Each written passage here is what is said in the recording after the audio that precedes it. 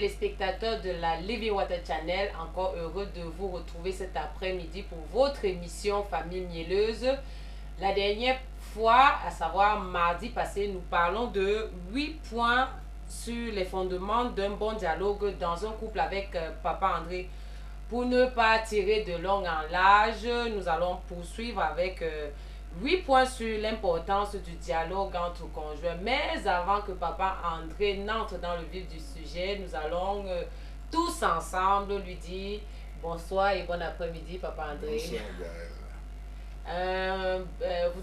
N'avez-vous pas quelque chose à dire, chers téléspectateurs qui vous suivent depuis quelques jours, depuis cette nouvelle année en tout cas? À tous ceux qui suivent cette émission depuis cette nouvelle année, je souhaite une année de réconciliation, une année véritable d'amour, une année de paix, une année surtout de réconciliation avec le Seigneur pour ceux qui ne l'ont pas encore connu. Et nous croyons que cette année 2017 va apporter bonheur et harmonie dans votre vie conjugale. Nous croyons que le Seigneur va disposer votre cœur, circoncire votre entendement, et ceci étant, vous serez un couple heureux. Voilà, nous ne pouvons commencer sans toutefois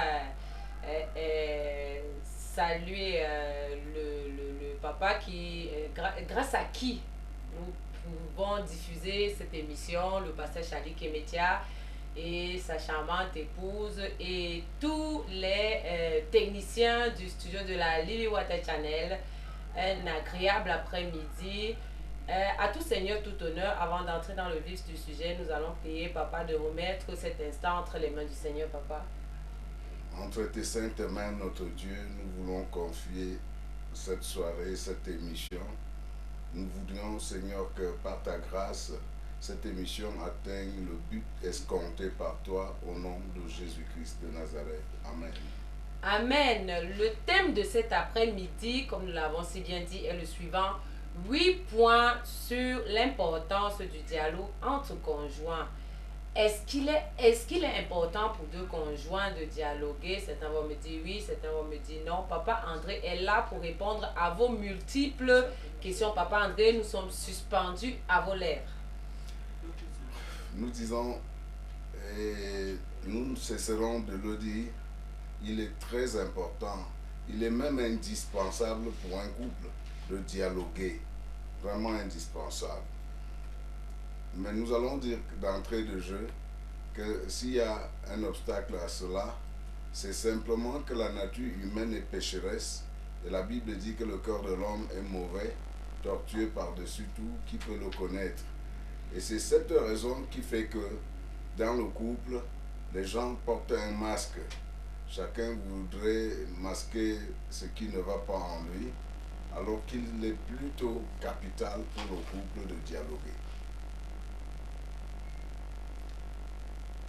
Nous parlions donc là d'un problème purement spirituel qui en fait doit être géré dans ce sens que nous devons savoir que nous sommes engagés pour la vie, nous avons intérêt à dialoguer, nous devons, n'est-ce pas, éviter de continuer notre vie en pensant que nous sommes supérieurs à notre épouse ou à notre époux. Alors, nos cœurs sont corrompus par la convoitise, par l'orgueil, la haine et la jalousie. Or, la plus grande bénédiction pour un couple serait que le mari, qui est fier d'être le chef, et la femme, qui est souvent très fière de sa sanctification, descendent, n'est-ce pas, de leur piédestal, et pour se demander pardon les uns les autres, pour reconnaître l'un l'autre ses limites, pour reconnaître l'un l'autre ses défauts. Parce que lorsque ceci n'est pas, la communication est brisée quand l'un et l'autre ne peut pas exprimer, n'est-ce pas, son humilité dans la confession de ses erreurs. La deuxième chose, c'est la crainte. Qu'est-ce qui fait obstacle au dialogue? Souvent, c'est la crainte. le dialogue est souvent bloqué, muselé par la crainte des réactions du conjoint.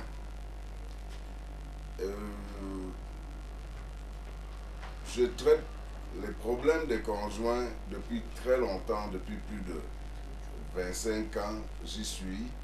Et je dis, c'est alors embêtant quand on vient à ne pas accepter, pour certains, qu'on leur fasse des remarques.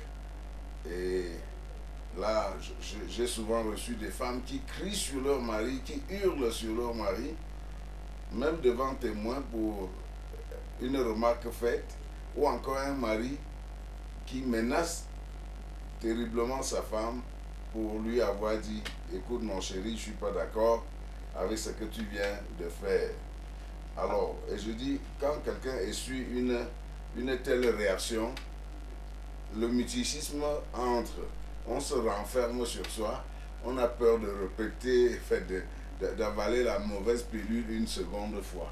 Papa, est-ce que c'est pas, je parle de là-bas, je veux dire l'éducation qu'a reçue tantôt l'homme, ou la plupart du temps c'est la femme.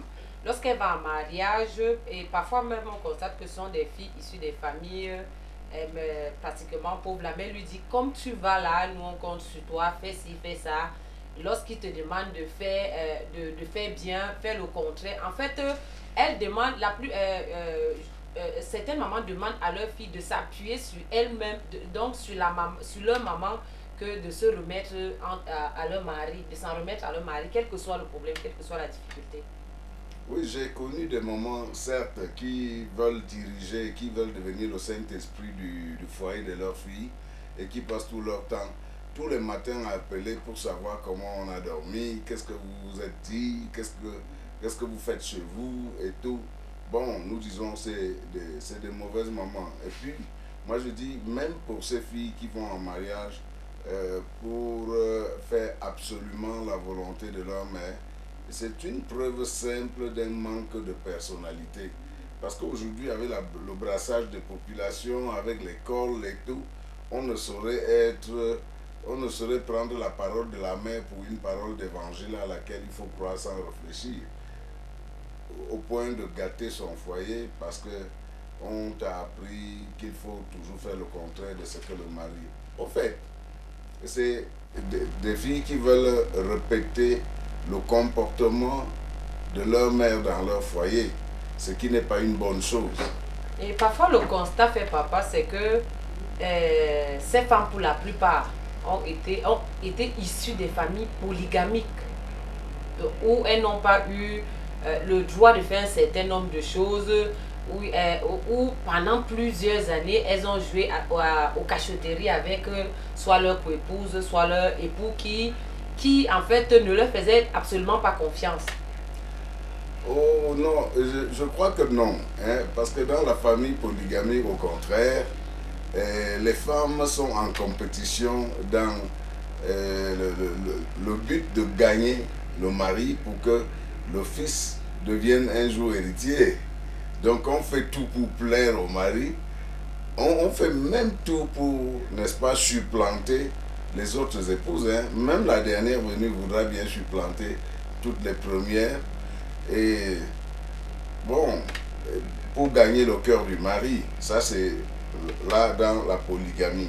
Mais il faut dire que le mal ne vient pas surtout de la polygamie, ça vient d'abord de l'idée que la fille se fait du mariage lorsqu'elle grandit. C'est la pensée qu'on a du mariage, c'est ce qu'on croit que le mariage doit être, qui est un problème en fait, qui est un problème. Parce que vous verrez, c'est les filles qui ont n'est-ce pas, épousé des hommes sur le conseil traditionnel qui dit que l'homme est tout mauvais, on doit tout le temps le supporter, on supporte seulement le mariage. Quand on dit cela à une fille, lorsqu'elle va en mariage, elle sait que le mari est mauvais, que l'homme est mauvais et qu'elle doit seulement supporter. Ça, c'est le conseil traditionnel.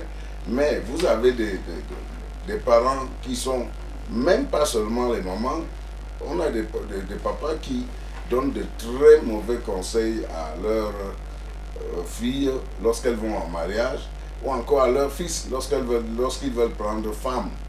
Et on fait des calculs d'intérêt à la base, et quand ces calculs d'intérêt à la base sont faits, le mariage est foutu. En fait, on y va pour imposer sa pensée, ses points de vue, non pour écouter l'autre, ni pour s'adapter à l'autre, mais pour imposer à l'autre son point de vue et pour être, n'est-ce pas, la personne qui fait la pluie et le beau temps dans la maison. Voilà comment ça se passe. Est-ce qu'on peut aussi accuser celles-là qui ont, comment dire, n'ont pas été à l'école, qui pour une première fois se retrouvent chez un homme et puis adoptent un certain nombre d'attitudes, parce que nous avons eu à vivre avec une au quartier, elle n'avait pas fréquenté, elle sortait directement du village et puis après elle côtoyait un certain nombre de personnes, des habitudes changeaient et elle désobéissait à son mari. Lorsqu'elle prenait, comment dire, elle lui faisait même comprendre que voyage, va chez ta mère et lorsqu'il te demande de revenir, dis-lui d'envoyer telle somme. En fait, une forme de chantage, quoi. Oui, ça c'est dans des familles sans culture, des familles sans culture. J'ai connu dans certaines régions que je préfère taire le nom ici. Et quand on envoie, en fait, c'est pas à l'ouest, dans d'autres régions, et même dans certains villages et départements de l'ouest, vous avez des parents qui disent, mais s'il y a un problème, tu reviens. Il faudra qu'ils viennent nous donner une petite huile et une chèvre avant que tu ne repartes. Ça devient comme un, n'est-ce pas, ça devient du chantage. Et on fait ce chantage pour exploiter l'homme, parce qu'on voudra qu'à tous les coups, ils soient en train de revenir donner une chèvre et une petite pour que la fille reparte en mariage. En fait, ceci veut simplement dire que les parents ne savent vraiment, ne comprennent rien du mariage et ensuite inculquent à leur fille de très mauvaises idées sur le mariage. Et c'est un mariage foutu. Je voudrais bien dire que lorsque des filles viennent du village, épousent un homme en ville, il faut bien se mettre sur ses gardes, hein, parce que ce genre de filles, souvent, sont dans un cadre de vie pas habituel. Et lorsque quelqu'un viendra à lui dire « Tu es belle, qu'est-ce que tu fais chez cet homme ?» Alors se livrer au voisin qui lui dit ça ne serait pas difficile, parce qu'elle sort du village, c'est pas monnaie courante. Et bon, c'est aussi parce que dans nos foyers, l'homme n'a pas appris à aimer sa femme. C'est pour ça que dans la suite de notre émission, nous verrons comment, enfin nous verrons ce que chaque époux devrait savoir. Ça, ce sera dans la suite. Nous ne pouvons pas nous attarder là-dessus maintenant. Alors, nous voulons simplement dire que lorsque nous lisons la parole de Dieu, il est question pour nous de comprendre que n'est-ce pas, le dialogue entre époux dans le couple est capital. Il y en a qui disent, ben non, est-ce qu'on a besoin de dialoguer? Je dis, mais comment est-ce qu'une mère et sa fille peuvent vivre sans dialoguer? Si donc on vient en couple pour une vie, c'est une vie, c'est pas une aventure. Le mariage n'est pas une aventure, c'est toute une vie. Je dépose ma vie entre tes mains, tu déposes la tienne entre mes mains, et nous voulons faire chemin ensemble.